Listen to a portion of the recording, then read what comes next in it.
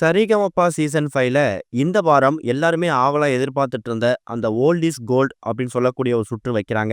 Old is gold அப்படின்னு சொன்னாலே 80ஸ்ல 70ஸ்ல பாடப்பட்ட எக்கச்சக்கமான பாடல்களை போட்டியாளர்கள் பாடுவாங்க. இதுல லிட்டில் சாம்பியன் சீசன் 4ல டைட்டிலரா வந்திருக்கக்கூடிய திவினேஷ் ஒரு எக்ஸ்பர்ட் நம்ம எல்லாருக்குமே தெரியும். அதுவும் கண்ணதாசன் அவருடைய பாடலை பாடுறதுல திவினேஷுக்கு ஒரு அசாத்திய திறமை இருக்கு. அதுதான் அவர் டைட்டில் வின் பண்ண வைக்கிறதுக்கான ஒரு காரணமாகவும் இருந்திருக்கு. அப்படிப்பட்ட ஓல்ட் இஸ் கோல்ட் ரவுண்ட் இப்ப லிட்டில் சாம்பியன் சீசன் 5ல வரும்போது அதுல திவினேஷோட என்ட்ரி இல்லாம இருக்குமா?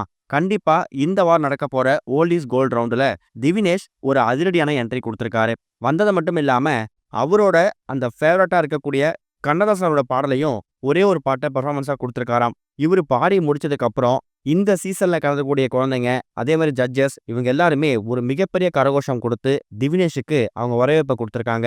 அதை விட முக்கியமானது சிங்கர் ஸ்ரீனிவாஸ் திவினேஷ் கிட்ட ரொம்ப செல்லமா கோவமா ஒரு சண்டையும் போட்டிருக்காராம். அதாவது திவினேஷை கையிலேயே பிடிக்க முடியல. அவன் பல நாடுக்கு வெளிநாடு சுத்திக்கிட்டு இருக்கான். எங்க போனாலும் அங்க திவினேஷோட கச்சேரி தான் அதிகமா பார்க்க முடியுது. இருந்தாலும் ரொம்ப சந்தோஷமா இருக்கு.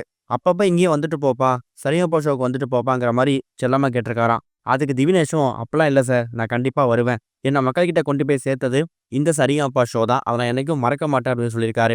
அதே மாதிரி இந்த சீசன் 5 ஆரம்பிச்சு 1 நாட்கள் ஆகுது. உனக்கு இப்பதான் வர்றதுக்கு டைம் கிடைச்சுதா? ஓல்ட் இஸ் கோல்ட் ரவுண்டுல உனக்கான சாங் வரும்போது மட்டும்தான் நீ வரணுமா? ஆரம்பத்திலேயே வந்துட்டாள அப்படிங்கிற மாதிரி ஜட்ஜஸ் எல்லாருமே திவினேஷ் கிட்ட ஒரு செல்லமான சண்டையும் போட்டிருக்காங்க. சொல்லப்போனா இதுக்கான ஷூட்டிங் எல்லாமே முடிச்சுட்டாங்க. இந்த வாரம் வரப்போற ஜனவரி 31 அப்புறம் பிப்ரவரி 1 இந்த 2 நாட்கள்லையுமே ஓல்ட் இஸ் கோல்ட் ரவுண்ட் ரொம்ப தீவிரமா இருக்க போகுது. திவினேஷோட பெர்ஃபார்மன்ஸை தொடர்ந்து எல்லா போட்டியாளர்களும் அவங்களோட தனித்துவமான பெர்ஃபார்மன்ஸை கொடுத்துருக்காங்க. ஸ்ரேயா ஸ்ரீராம், இன்னொரு பக்கம் வர்ஜா, இவங்க எல்லாருமே அவங்களோட அதிரடியான பெர்ஃபார்மன்ஸை கொடுத்துருக்காங்களாம். அபிஷேகா என்ன மாதிரி பெர்ஃபார்மன்ஸ் கொடுக்க போறாங்க அப்படிங்கிறத வெயிட் பண்ணி தான் பார்க்கணும். இது ஒரு பக்கம் இருக்க, பிக் பாஸ் சீசன் 7ஓட டைட்டில் இருக்கக்கூடிய அர்ச்சனா, அப்புறம் பிக் பாஸ் 8ஓட போட்டியாளர் அருண், இவங்க 2 பேருமே காதலிச்சு வந்து நம்ம எல்லாருக்குமே தெரியும். கூடிய சீக்கிரம் இவங்க 2 பேரும் திருமணமும் பண்ணிக்க போறாங்க. இந்த நிலையில இவங்க 2 பேரும் சேர்ந்து திருவண்ணாமலை கோவிலுக்கு போயிருக்காங்க.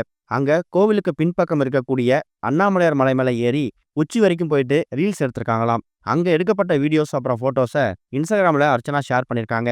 அண்ணாமலையார் மலையில ஏறுவதற்காக வனத்துறையை சேர்ந்தவங்க தடை விதிச்சிருக்காங்களாம். அப்படி இருக்கும்போது அனுமதி வாங்காம மலை உச்சி வரைக்கும் போயிட்டு வீடியோ வெளியிட்டதால அர்ச்சனா இப்ப சர்ச்சையில சிக்கியிருக்காங்களாம். அண்ணாமலையார் மலை மேல ஏற வனத்துறையினர் தடை விதிச்சிருக்கும் போது வனத்துறை கிட்ட அனுமதி கேட்காம நீங்க எப்படி மலை மேல ஏறலாம் அப்படிங்கிற மாதிரியும், அதுக்காக அர்ச்சனா அப்புறம் அருண் பிரசாத் இவங்க 2 பேருக்குமே தலா 5000 ரூபாய் அபராதம் ஒதுக்கப்பட்டிருக்குதா. இந்த ஒரு விஷயம் இப்ப சின்னத்திரை ரசிகர்கள் மத்தியில ஒரு மிகப்பெரிய அதிர்ச்சியை ஏற்படுத்தியிருக்குது.